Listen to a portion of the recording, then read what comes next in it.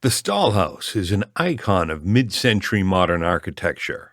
Julius Schulman's photographs of the house are often the headlining images for any article or publication on the topic. If you don't know the Stahl House, then you don't know modern architecture. What makes this house so unique and iconic? The significance of this home is the product of the site, materials, design, location, photographs, and zeitgeist of the period it was built. These unique characteristics of the project amalgamate in an idealistic architectural cocktail that continues to enchant people to this day. With well-known architecture, the building's notoriety is often due to the architect's brand or the status of the owner, rather than to the atmosphere and quality of space created by the architecture. When you inhabit one of these buildings, the experience is often underwhelming. This is not the case with the Stahl House. To quote the Stahl family, "Nobody famous ever lived here." Buck and Carlotta Stahl purchased a vacant lot in 1954 from George Beha for $13,500 on a handshake deal. They had driven up the hill to explore the lot when Beha serendipitously drove onto the property. After negotiating with Beha for nearly 2 hours, the deal was completed and the Stahls owned the lot. It's often said that Beha was ecstatic that he was able to get rid of the piece of land. The lot is located in West Hollywood. It's steeply sloping, with panoramic views overlooking greater Los Angeles. At that time, this area appealed to younger buyers because the land was inexpensive, not highly desired, and there were fewer building restrictions on the lot. Buck would spend nearly 2 years on the nights and weekends grading the building pad, building retaining walls from collected rubble, and observing the sun patterns over the land. The Stahls envisioned a home with large expanses of glass so they could capture the views of the city. They just needed the architect to bring their vision to life. In 1957, Buck and Carlotta commissioned Pierre Koenig to design their 2,300-square-foot home. Initially, it was said that the Stahls wanted something much more figural than what's on the site today. They came to Koenig with the idea of a butterfly roof and several curves in the design. Koenig simplified their ideas into the L-shaped plan with the flat roof you see today. The Stahls trusted Koenig and approved his design. Construction of the home started in May of 1959 and was completed 1 year later, in May of 1960. The home's foundation is made of large concrete piles and grade beams. The shell of the house is built primarily out of steel and glass. Large floor-to-ceiling, 20-foot-wide panes of glass make up most of the walls facing the view. The panes of glass were some of the largest available for that time. Industrial-sized steel decking created the roof assembly, similar to what you may have seen in warehouse or commercial construction. The massive sheets of steel decking allowed Koenig to extend the roof overhangs out over the pool hardscape to create shaded areas that cover the indoor-outdoor transition areas. Radiant heating pipes heat the home's floors, and the pool is warmed to line the exterior by solar panels on the roof. Koenig was convinced he could use industrial stock materials and assemble them to create something beautiful.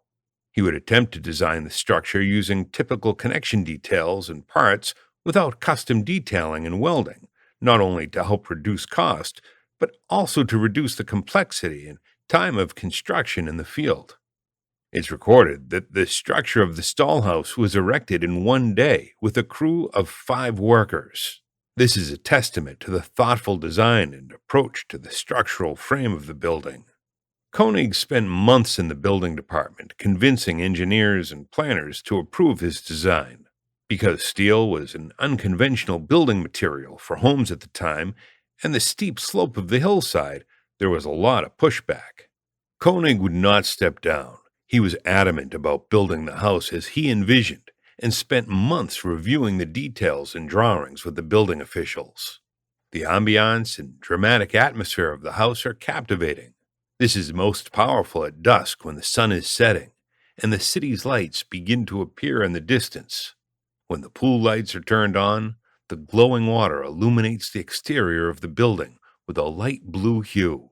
The glowing glass box cantilevers out 10 feet over the hill, giving the appearance of a suspended glowing jewel box. The lights of the city shimmer in the distant horizon, and their reflections dance on the glass walls of the home. The cumulative effect of these elements makes the house difficult to forget. When inside the home, you feel like you're floating in the air, seemingly eliminating any connection with the hillside and ground. The feeling you get is closer to being in an airplane in mid-flight than in a traditional home.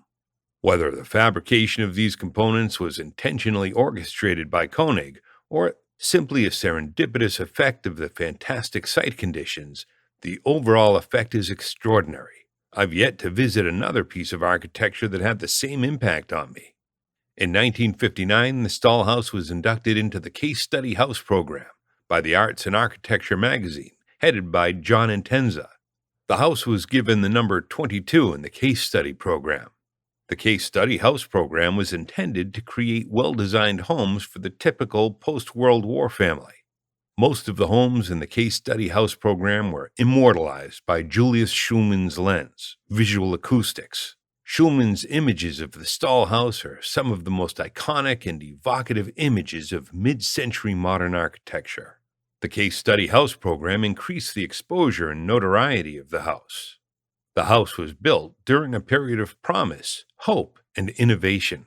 The Stahl House was the perfect representation of the zeitgeist and energy in Los Angeles at the time.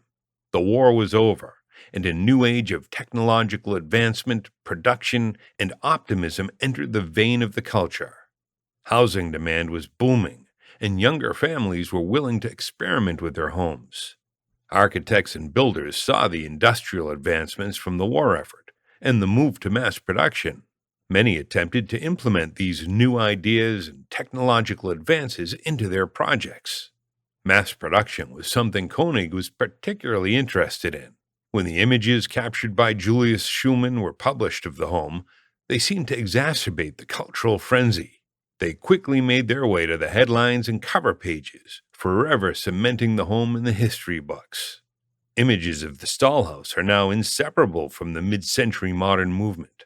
Over the years, countless photo shoots, films, and commercials have been taken of the home. The biggest takeaway from the Stahl House is simplicity can be powerful.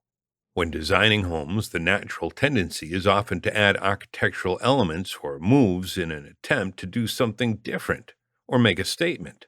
The Stahl House shows us how dynamic a restrained and simplified work of architecture can be. At Rost Architects, we've developed our aesthetic language to favor a more pared-back and minimalistic design approach. This will usually lead to a more powerful piece of architecture. Criticism of the Stahl House. The Stahl House isn't perfect. Like every piece of architecture, there are questionable decisions and underwhelming details.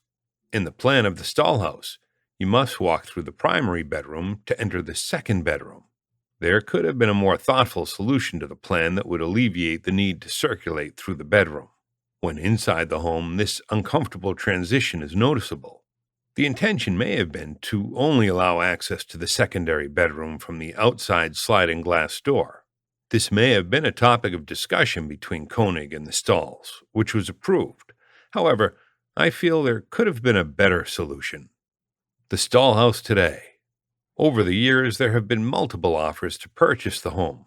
The Stahl family denied a purchase offer of $15 million. The family continues to offer private, docent-led tours of the home. If you're interested in touring the house, please book well in advance, as the slots seem to fill quickly. I suggest the twilight late afternoon tour to see the sunset. To book your tour, visit the Stahl House website at stahlhouse.com. The house is currently listed on the National Register of Historic Places.